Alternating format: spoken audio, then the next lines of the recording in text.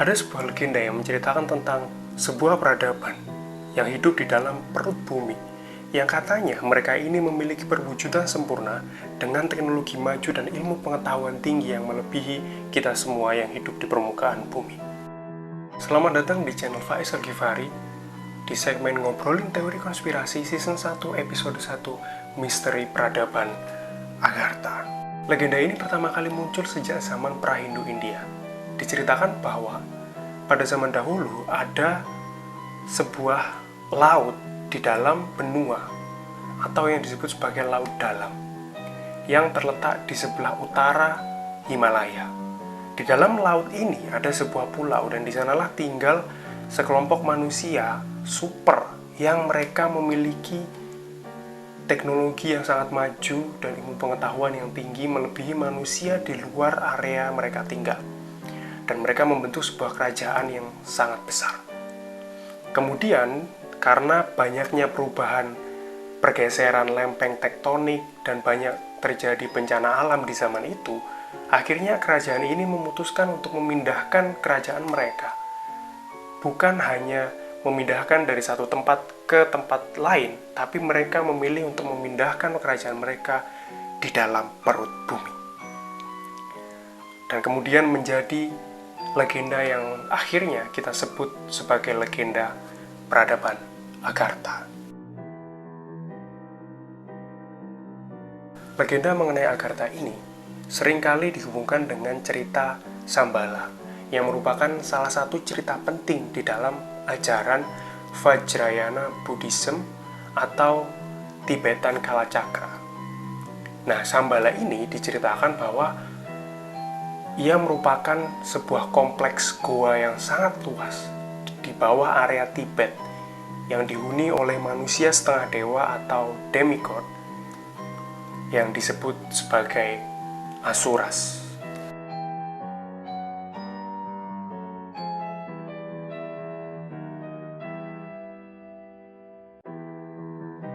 Kemudian pada tahun 1692, seorang ahli geofisika dan astronomi ternama bernama Edmund Halley, atau yang biasa kita kenal sebagai seorang penemu komet Halley, dia pernah berpendapat bahwa menurutnya bumi ini memiliki kedalaman 800 km dan terdiri dari dua cangkang konsentrik, yang di tengahnya ada sebuah inti, dan di antara cangkang dan inti tersebut terdapat sebuah ruang hampa yang kemungkinan di antara ruang hampa itu terdapat sebuah kehidupan manusia.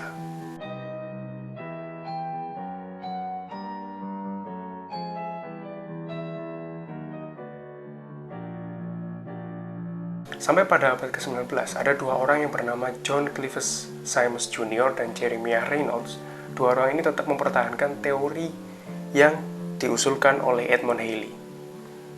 Seperti yang ditulis pada buku Banvard's Folly oleh Picador pada tahun 2001, menjelaskan bahwa menurut Symons ada dua lubang, satu di kutub utara dan satu di kutub selatan, yang mana lubang ini masing-masing akan membawa ke dalam dunia di dalam perut bumi tersebut. Kemudian Jeremiah N. Reynolds, seorang penulis surat kabar, dia mencoba melakukan pendanaan, diajukan kepada pemerintah Amerika Serikat pada saat itu untuk mendanai sebuah ekspedisi dan petualangan untuk menjelajahi Antartika atau Kutub Selatan untuk mencari lubang tersebut. Sayangnya pendanaan tersebut tidak disetujui dan ekspedisi tersebut sampai sekarang belum terrealisasi.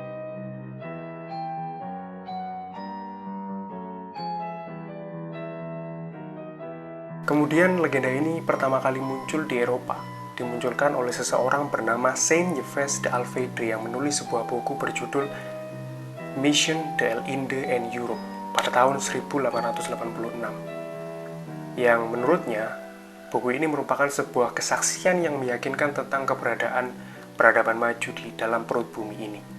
Dia juga mengklaim bahwa dia sudah melakukan komunikasi secara telepatik dengan mereka. Dan menurutnya, dari komunikasi itu, mereka menjelaskan bahwa sebenarnya mereka ini sekelompok manusia seperti kita yang dahulunya merupakan sekelompok pemerintah di permukaan bumi. Akan tetapi mereka tersingkirkan di akhir zaman Kali Yuga atau sekitaran tahun 3200 sebelum Masehi. Kemudian mereka menyingkir dan membangun peradaban maju di dalam goa-goa di perut bumi yang memiliki keindahan seperti di Himalaya.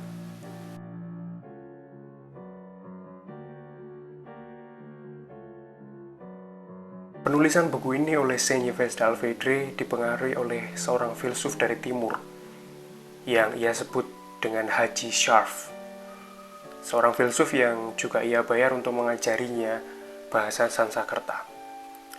Namun kemudian Saint-Yves d'Alvedre berpikir bahwa mungkin ia telah terlalu banyak mengungkapkan tentang misteri ini, sehingga dia berniat untuk menghancurkan semua salinan dari buku Misteri Peradaban Agartha ini, sampai pada akhirnya buku ini tidak dapat dipublikasikan lagi sampai tahun 1910, tahun di mana dia meninggal, baru buku ini dapat dipublikasikan kembali.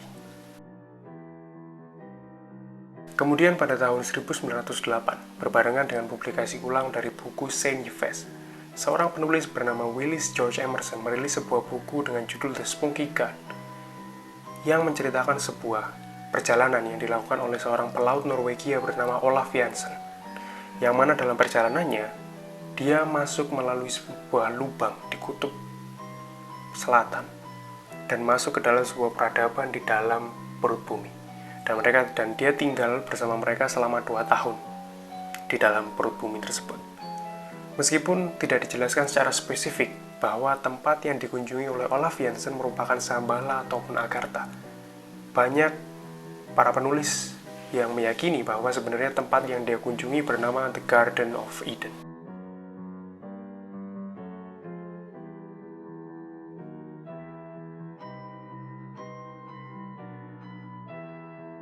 Setelah Perang Dunia Pertama, sekelompok okultis dari Nazi Thule Society mulai memasukkan cerita-cerita tentang Agartha dan Shambhala ke dalam gagasan-gagasan mereka.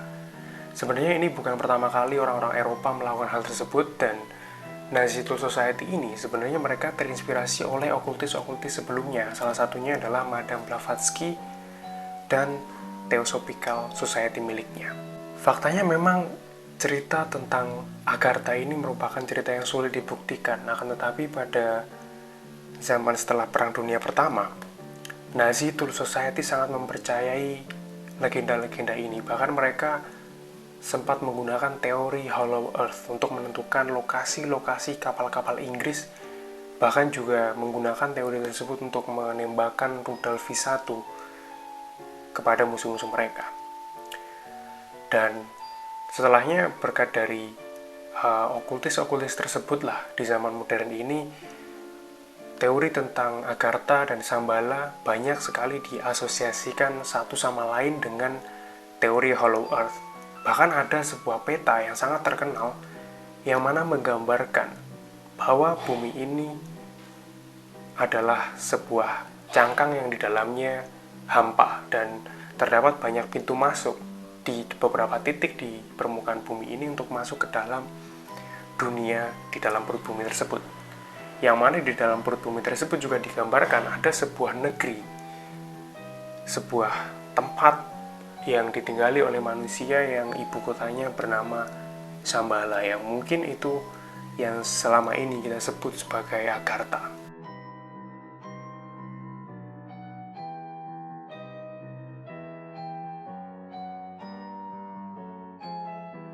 Pada akhirnya di zaman sekarang ini, di era informasi ini, banyak sekali informasi-informasi di internet yang sudah tersebar yang menyajikan tentang teori Shambhala, teori Hollow Earth, dan teori Agartha. Dan semuanya banyak yang menceritakan tentang pintu-pintu masuk yang diduga menjadi jalan untuk masuk ke dunia bawah tanah atau di dalam perut bumi ini. Seperti di pangkalan militer di Dulce, New Mexico, di Mato Grosso di Brazil, di Arkansas, di Batesville, dan di Himalaya. Bahkan ada seorang penulis buku yang menulis buku berjudul Hollow Earth Theory, David Standish, pada tahun 2006, yang dia banyak mengutip dari internet. Salah satunya adalah dari web yang bernama The Spirit Web, yang katanya pada saat ini sudah tidak bisa diakses lagi. Namun itu menunjukkan bahwa banyak sekali informasi-informasi yang harus digali lagi tentang teori Agartha ini. Jadi gimana menurut kalian? Beneran ada nggak sih peradaban maju di dalam perut bumi yang disebut sebagai Agartha ini? Tunggu part selanjutnya.